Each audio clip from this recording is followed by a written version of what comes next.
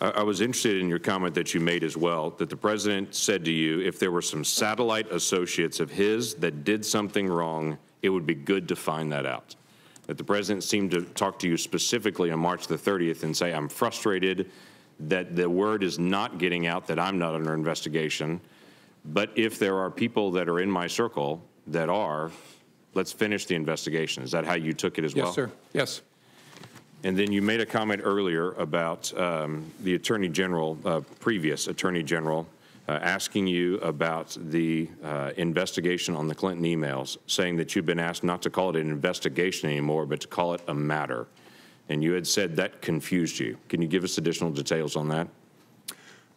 Well, it concerned me because we were at the point where we had refused to confirm the existence, as we typically do, of an investigation for months. And it was getting to a place where that looked silly because the campaigns were talking about interacting with the FBI in the course of our work.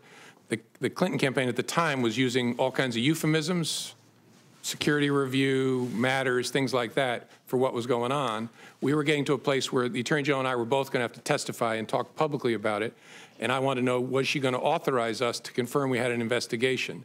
And she said, yes, but don't call it that, call it a matter. And I said, why would I do that? And she said, just call it a matter. And again, you look back in hindsight, you think, should I have resisted harder? I just said, all right, this isn't a hill worth dying on.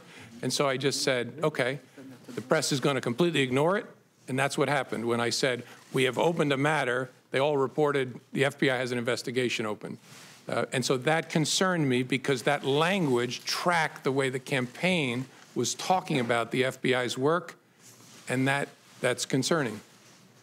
It gave the impression that the campaign was somehow using the same language as the FBI because you were handed the campaign language and told to be able to use the campaign. And again, I don't know whether it was intentional or not, but it gave the impression that the Attorney General was looking to align the way we talked about our work with the way a political campaign was describing the same activity, which was inaccurate. We had a criminal investigation open.